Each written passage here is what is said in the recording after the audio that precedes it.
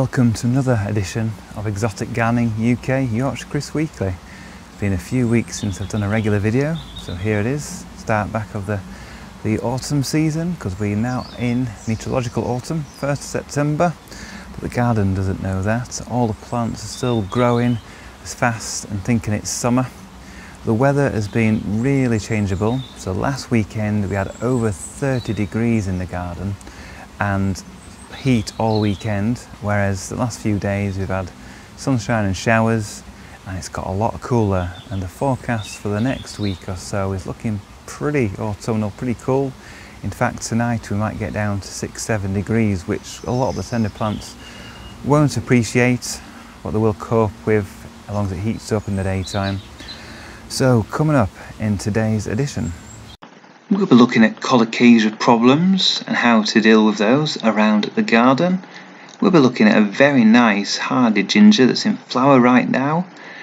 We'll be looking at feeding palms and also exotic seedlings that self-seeded. And finally at a wonderful hardy begonia. Here we have a nice green colocasia, and this one should be Jack's Giant. And last year I had a much bigger plant and I noticed that it had quite a lot of rust spots, and I tried to treat this by removing all the leaves that were badly affected, and I sprayed it with some fungicide as well, and I had some pups off the main plant and I planted those out in a couple of places this year. The main plant didn't look good in spring, so I got rid of that, and these pups I thought were free of the rust. But as you can see, especially on the lower leaves, they develop these areas where they're yellow with a little ring of sort of dark, sort of browny purple colour. And these means it's got a fungus and it's stopping the colocasia growing to its best potential, and the leaves are nowhere near as big as they should be. And I've got a couple of these pups planted out this year, and unfortunately I don't want this rust to spread to any other colocasias. I do have some close by, so I'm going to take it out. It's sad to say that, but I'm just going to basically pull it out,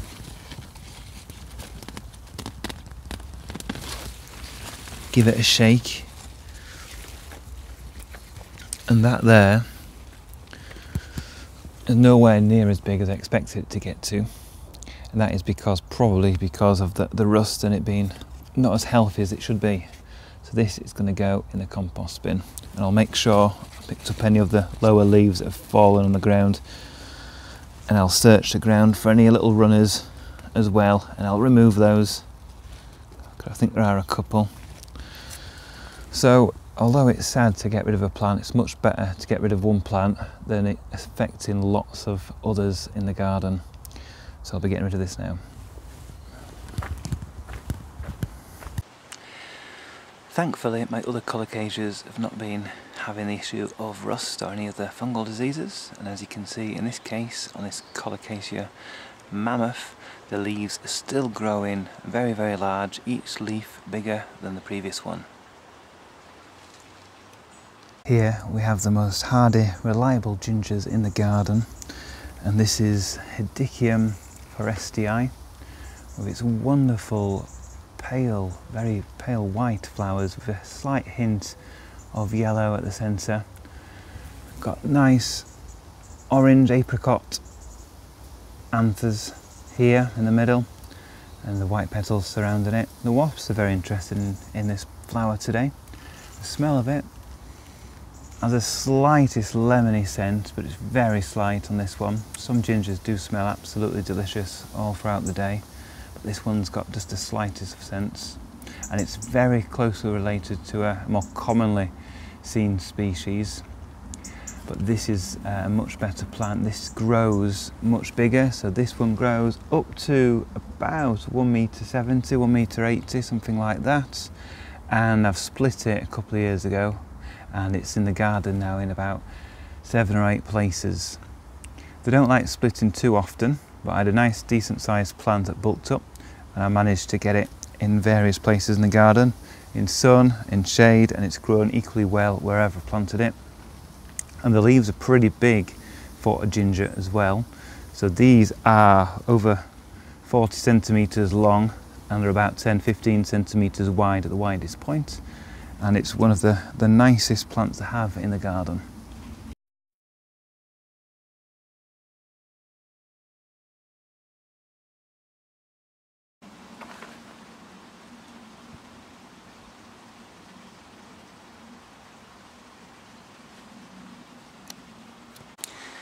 Here's a new plant for me this year. It's a salvia, Salvia sagittatus, and as you can see the leaves are very unusual, like arrowhead sagittate leaves.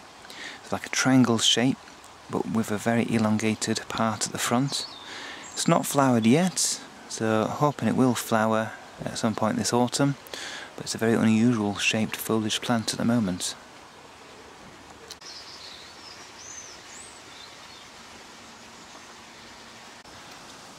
Up there on the Trachycarpus fortunii palm, you can see that the seeds are forming. So they've been fertilised this year, they're wind pollinated. So there's obviously quite a lot of Trachycarpus in this garden. A couple did flower this year, and there's one in a garden not too far away as well. So the chances are this is going to be a straight Trachycarpus fortunii rather than any other Trachycarpus species. And the seeds are green at the moment, they will go sort of a purplish colour, and when they're ready I'll take some off and I'll germinate them. I'll show you how to do that, and then within a year or two I'll have some small plants that can be planted out or given away.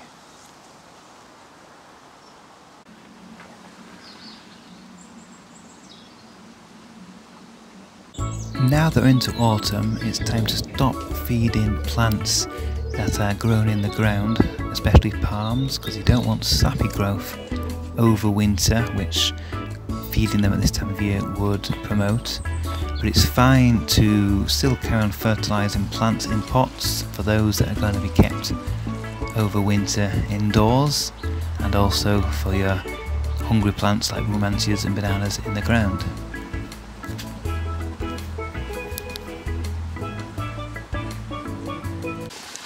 Here we have a young passion fruit flower that has self-seeded. It's about 20 centimetres tall now, and the mother plant is not too far away, and that's in flower and fruiting as well. I'll just show you that even these exotic looking plants can self-seed in a garden and produce plants of their own accord. Now it's time to look at some other self-seeders.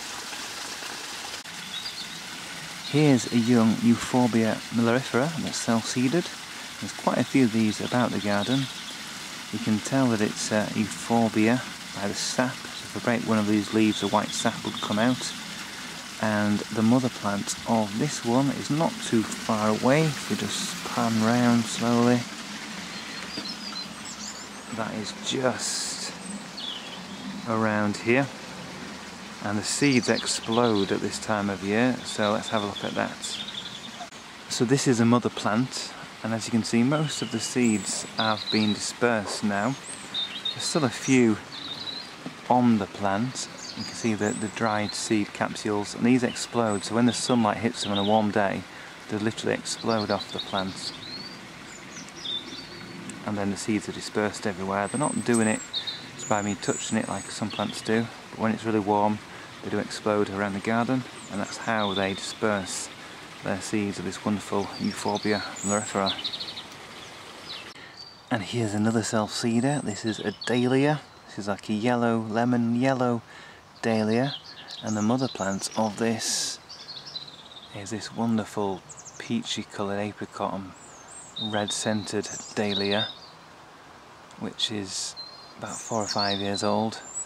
And the self-seeded one just below it has been in for about 2 or 3 years now. Just shows you that even dahlias will self-seed around the garden, and you can get lots of different colours. And finally, here's another self-seeder. This is a clenodendron, and this normally sort of spreads about by suckers from the mother plant as well as seed, but this one's definitely seeded because it's a very long way from the mother plant at the other end of the garden. and it likes moist ground and shade, and this one's growing underneath a ginger, so it's in an ideal location for it. And this has wonderful pink flowers in late summer and autumn, and it shows that even those can self-seed and move about the garden as well.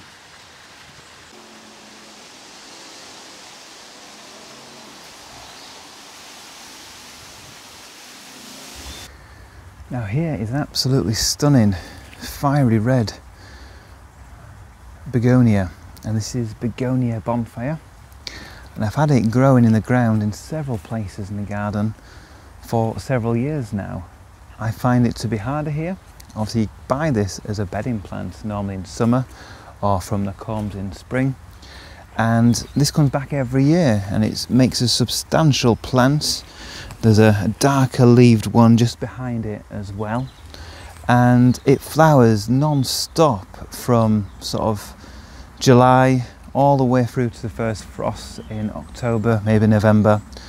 And it's great because although you buy it and thinking it won't be hardy, with the right drainage, a bit of protection in winter by putting some compost or straw over the top, it does come back year after year, doesn't dwindle away, forms a really substantial plant, and it carries on flowering and flowering all summer and autumn long.